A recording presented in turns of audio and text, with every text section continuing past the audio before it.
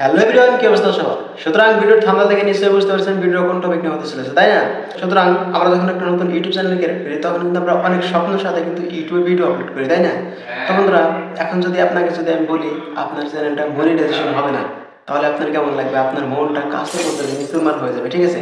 আমি কিন্তু এখন বলি আপনার চ্যানেলটা মনিটাইজেশন হবে না। সো বন্ধুরা, কি কি ভুলের জন্য মনিটাইজেশন হবে না চ্যানেলে, সেই ভুলটা কিন্তু আমি আজকে আপনাদেরকে একদম প্র্যাকটিক্যালি ভিডিওর মাধ্যমে তুলে দেবো, ঠিক আছে? তো বন্ধুরা দেখুন, একটা ইউটিউব চ্যানেল এত কষ্ট করার পরে যদি মনিটাইজেশন যদি না হয়, একটা ইউটিউব চ্যানেল মনিটাইজেশন করার জন্য কিন্তু 1000 সাবস্ক্রাইবার পূরণ করতে হয়, 4000 ঘন্টা ওয়াচ টাইম, 1000 সাবস্ক্রাইবার আর 4000 ঘন্টা ওয়াচ টাইম পূরণ করতে কতটা পরিমাণে মেহনত করতে হয়, কতটা পরিমাণে পরিশ্রম করতে হয় একমাত্র কিন্তু নতুন ইউটিউবাররা বুঝে, ঠিক আছে?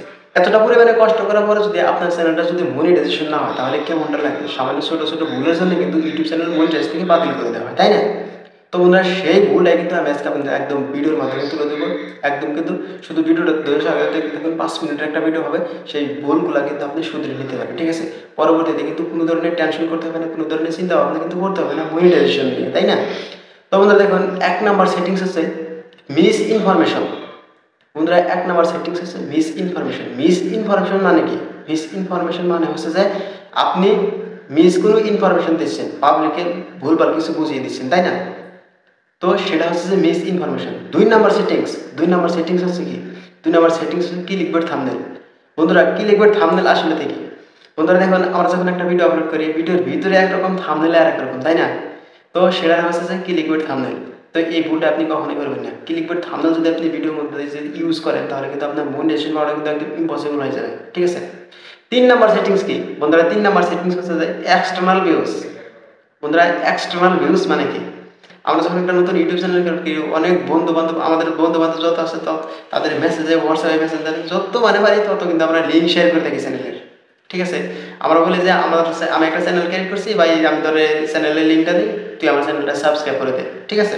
ধরুন সে একটা ভিডিওর লিঙ্ক শেয়ার করলেন আপনার বন্ধুকে, ঠিক আছে? সেই লিঙ্কের মাধ্যমে থেকে যদি আপনার ভিডিওতে যদি ভিউস আসে, তাহলে কিন্তু আপনার চ্যানেলটা কিন্তু মনিটাইজেশন হওয়াটা কিন্তু একদম ইম্পসিবল ভাই, ঠিক আছে? আপনার মনিটাইজেশন পাওয়াটা কিন্তু একদম ইম্পসিবল ভাই, অসম্ভব। এই ভুলটা কখনোই করবেন না, ঠিক আছে? এই ভুলগুলো যদি আপনি মেনে চলতে পারেন, তাহলে কিন্তু 100% গ্যারান্টিতে বলতে পারি আপনার চ্যানেলটা 100% মনিটাইজেশন হবে, ঠিক আছে? তো বন্ধুরা, আপনারা শুধু ধৈর্য সহকারে ইউটিউবে কাজ করতে থাকুন। ইউটিউব এমন একটা সাইট, এমন একটা প্ল্যাটফর্ম, ইউটিউব কাউকে ঠকাবে না, ঠিক আছে? আমি কিন্তু দেখুন, আমি কিন্তু খুব সহজেই অল্প দিনে কিন্তু 1000 সাবস্ক্রাইবার কমপ্লিট করে নিয়েছি।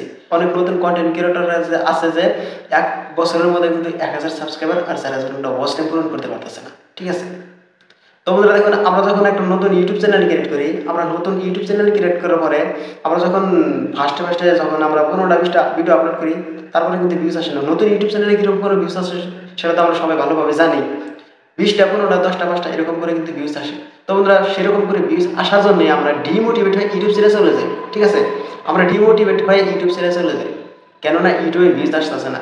শুধু ধৈর্য সহকারে কাজ করতে হবে আপনাদেরকে, ঠিক আছে? ইউটিউবে আপনাকে ডিমোটিভেট হলে কাম হবে না। ইউটিউবে আপনাকে ধৈর্য সহকারে কাজ করতে হবে। আপনি যদি ধৈর্য সহকারে যদি কাজ করতে পারেন, তাহলে কিন্তু আপনার কপাল কিন্তু লাকি হয়ে যাবে। এই যে দেখুন বন্ধুরা, মনিটাইজেশনের সেকশনটা আছে, এই যে মনিটাইজেশনের সেকশন, সেখানে কিন্তু একটা ছোট্ট একটা ফুল গাছ দেওয়া আছে। ফুল গাছ দেওয়ার উদ্দেশ্য একটা যে ছোট থেকে বড় করতে হবে। সেই ফুল গাছ, আমরা যখন একটা ফুল গাছ লাগাই তখন কী করতে হয়? রোদ দিতে হয়, জল দিতে হয়, সেরকম করে কিন্তু লাহে বড় করতে হয়, তারপরে কিন্তু ফল খাওয়ার আশা হয়, ঠিক আছে? তো বন্ধুরা, আজকে যদি আমি একটা নতুন ইউটিউব চ্যানেল ক্রিয়েট করি, তারপরে দিকে আমি পেমেন্ট পাবো? নো, একদম ইম্পসিবল, পাবো না। তো সেই রকমই আপনি একটা গাছ লাগলেন, সেই রকমই গাছের মতনই ছোট থেকে ভিডিও দিতে কিন্তু বড় করতে হবে, ঠিক আছে? তো আপনারা ধৈর্য সহকারে ভিডিও দিতে থাকুন। ভিউজ না আসবে, গাছ না আসে, গাল আসবে, ঠিক আছে? তো বন্ধুরা, ভিডিওটা কেমন লাগলো অবশ্যই একটা কমেন্ট বক্সে কমেন্ট করে। আর আপনি যদি আমার চ্যানেলের নতুন দর্শক হয়ে থাকেন, তাহলে চ্যানেলটা সাবস্ক্রাইব করে পাশে থাকবেন।